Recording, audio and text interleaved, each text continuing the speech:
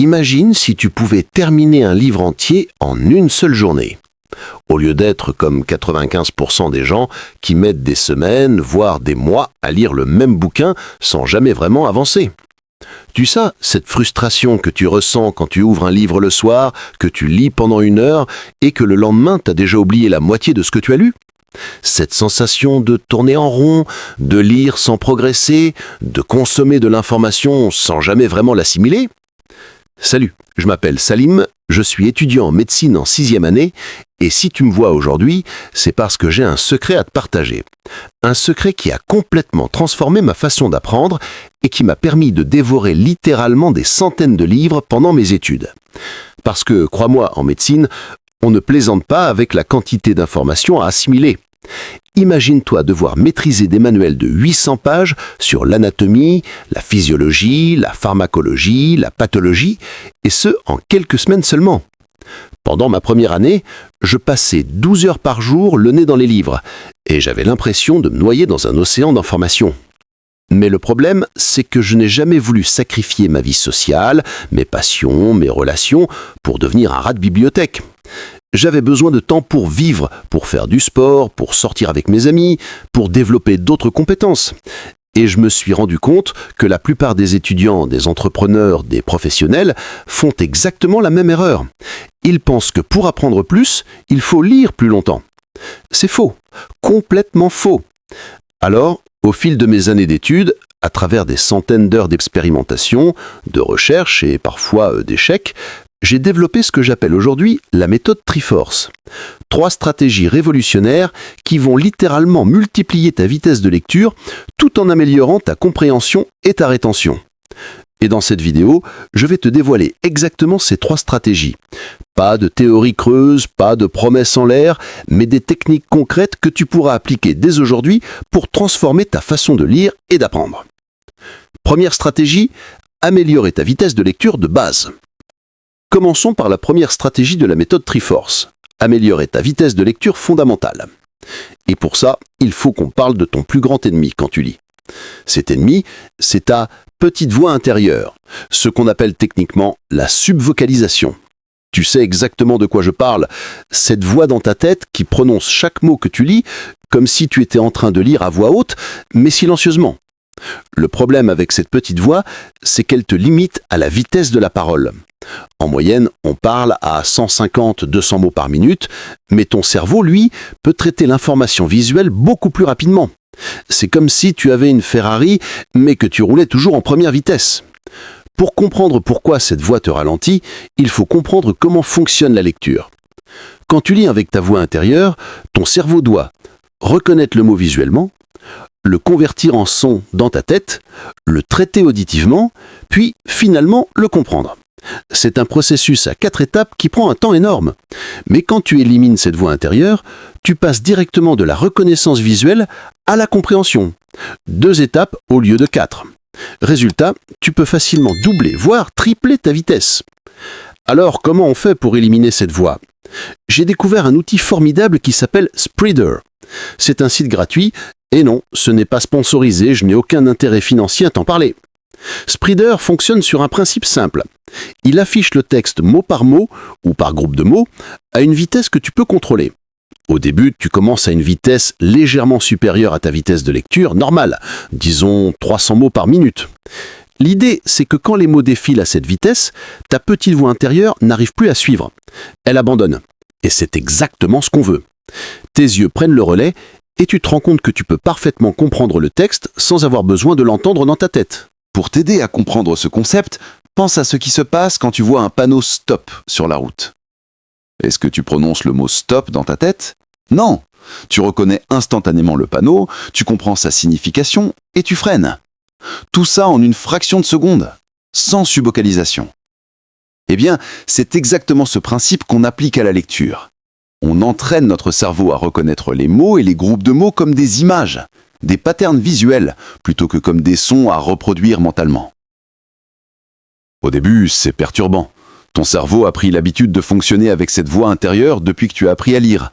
Mais après quelques sessions d'entraînement sur Spreeder, je parle de 15-20 minutes par jour pendant 1 semaine, ton cerveau s'adapte. Personnellement, je suis passé de 250 mots par minute à plus de 500 mots par minute en une semaine. Et le plus beau dans tout ça, c'est que cette vitesse acquise sur l'écran se transfère automatiquement quand tu lis sur papier. Ton cerveau a appris un nouveau mode de fonctionnement et il l'applique partout. Mais ce n'est pas tout. La deuxième technique dans cette première stratégie, c'est d'utiliser ce que j'appelle un traceur visuel. Ton doigt, un stylo, un crayon, peu importe. L'idée, c'est de suivre le texte avec cet outil pendant que tu lis. Pourquoi ça marche ? Parce que si tu essaies de lire juste avec les yeux, sans aucun guide, ton regard fait des petits mouvements involontaires. Il tremble légèrement, il revient en arrière sans que tu t'en rendes compte, il perd parfois le fil. C'est ce qu'on appelle les régressions oculaires, et elles te font perdre un temps énorme. Mais quand tu utilises un traceur visuel, ton regard devient fluide et régulier. Tes yeux suivent naturellement le mouvement de ton doigt et tu élimines ces micro-retours en arrière qui ralentissent ta lecture. Tiens, fais le test maintenant. Prends un livre ou un article et lis un paragraphe normalement, juste avec les yeux. Chronomètre-toi. Puis, lis le paragraphe suivant en utilisant ton doigt comme guide. Tu vas immédiatement sentir la différence.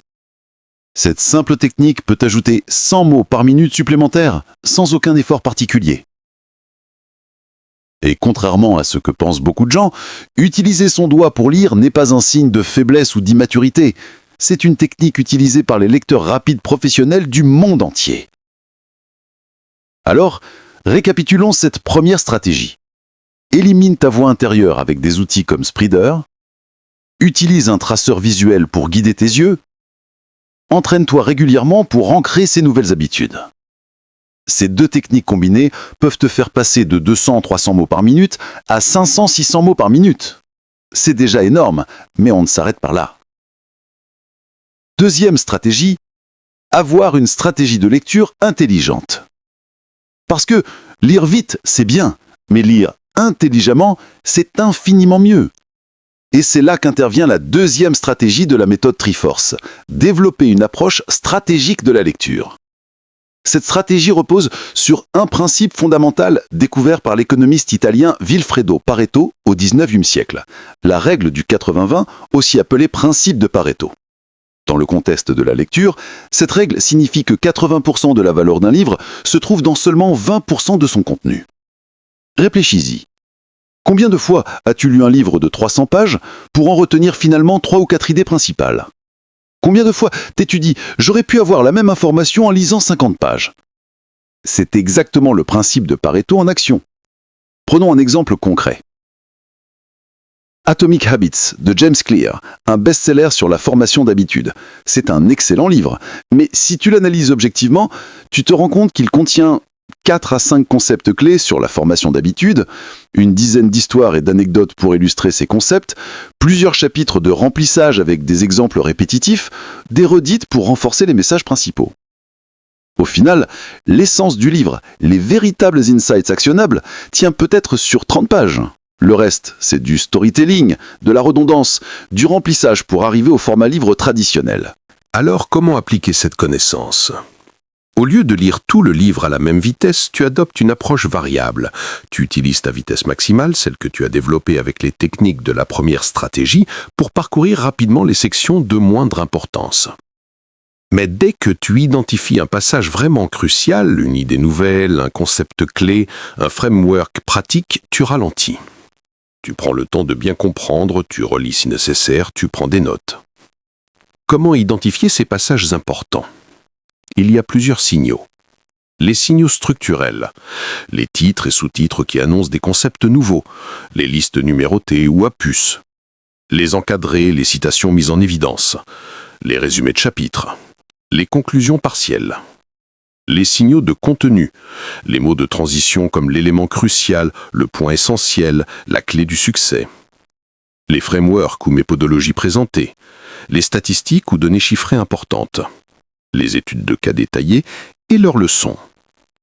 Les signaux personnels, tout ce qui répond directement à tes questions ou objectifs, les informations qui remettent en question tes croyances actuelles, les concepts qui te semblent directement applicables. J'appelle cette approche la lecture en entonnoir. Tu commences large et rapide pour avoir une vue d'ensemble, puis tu resserres progressivement sur les éléments les plus importants. Voici comment procéder concrètement. Étape 1. Le survol rapide. 5 minutes. Lis la table des matières.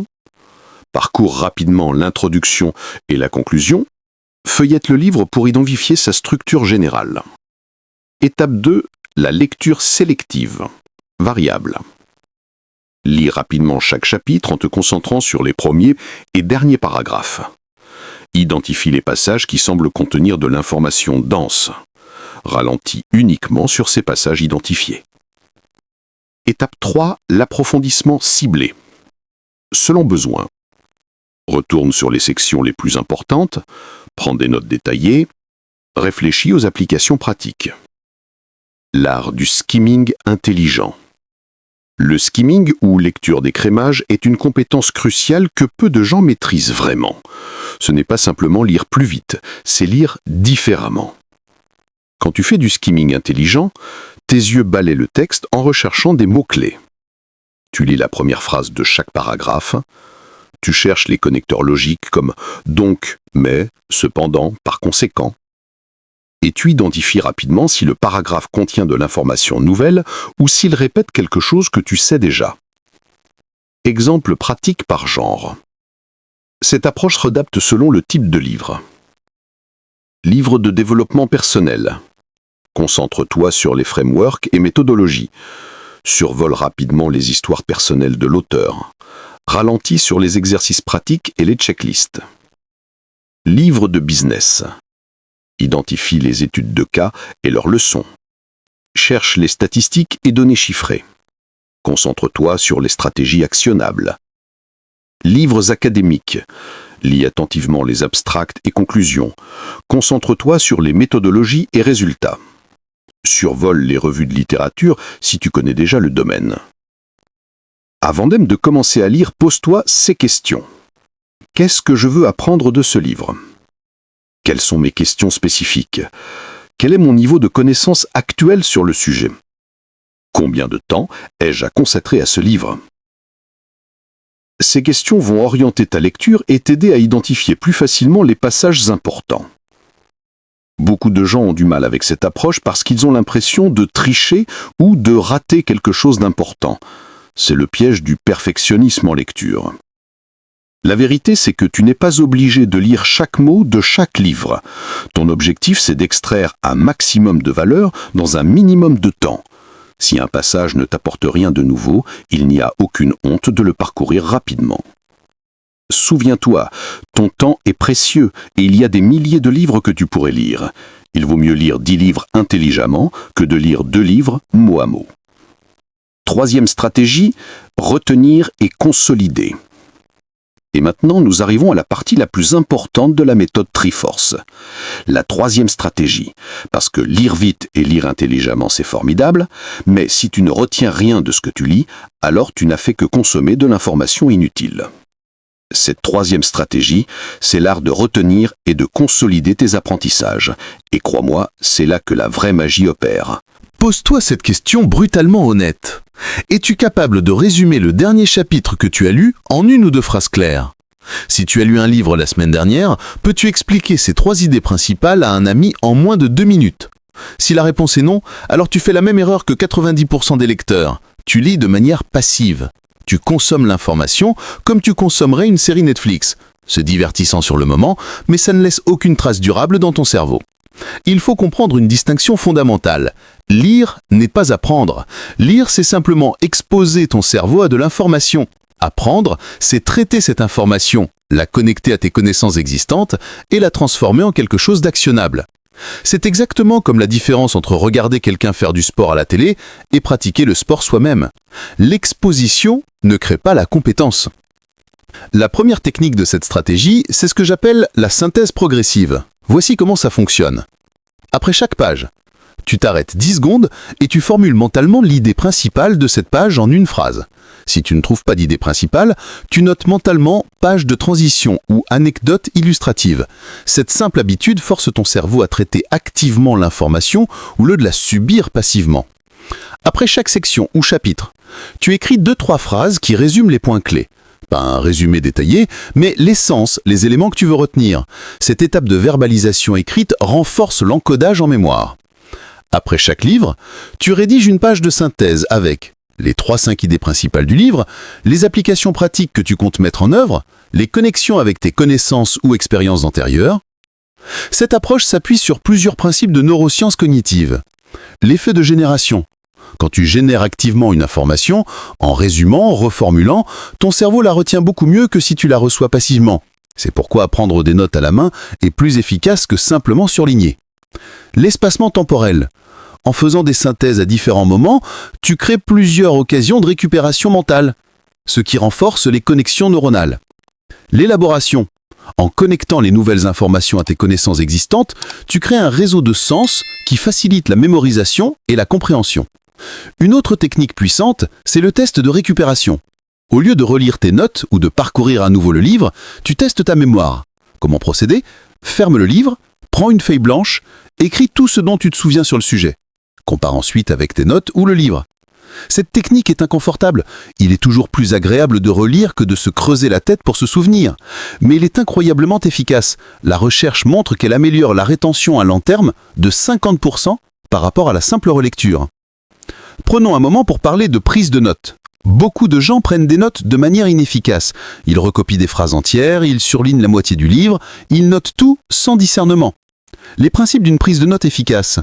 Reformulation personnelle. Ne recopie jamais mot pour mot. Force-toi à reformuler avec tes propres mots. Cette reformulation garantit que tu as vraiment compris. Structure hiérarchique. Organise tes notes avec des niveaux d'importance. Idée principale, sous-concept, exemple. Cette structure reflète la structure de ta pensée. Connexion explicite. Note les liens avec d'autres livres, d'autres concepts, tes expériences personnelles. Ces connexions renforcent la mémorisation. Application pratique. Pour chaque concept d'important, note immédiatement comment tu pourrais l'appliquer dans ta vie ou ton travail. Mais la vraie consolidation, elle ne se fait pas dans la prise de notes, elle se fait dans l'action. Et c'est ici que 95% des lecteurs échouent. Ils lisent, ils comprennent, ils notent, mais ils n'appliquent jamais. Reprenons l'exemple d'Atomic Habits. Le livre explique l'importance du habit stacking, l'idée d'accrocher une nouvelle habitude à une habitude existante. Au lieu de simplement noter cette idée et passer au chapitre suivant, j'ai fermé le livre et j'ai immédiatement appliqué la technique. J'avais l'habitude de boire mon café le matin. J'ai donc décidé d'accrocher 5 minutes de méditation juste après avoir terminé mon café. Cette application immédiate a transformé une information théorique en compétence pratique. J'applique ce que j'appelle le principe des 48 heures. Si je n'ai pas mis en pratique une idée dans les 48 heures après l'avoir lue, alors je ne la mettrai probablement jamais en pratique. Ce principe crée une urgence bénéfique. Au lieu d'accumuler des idées dans ma tête avec l'intention vague de les appliquer un jour, je me force à agir rapidement.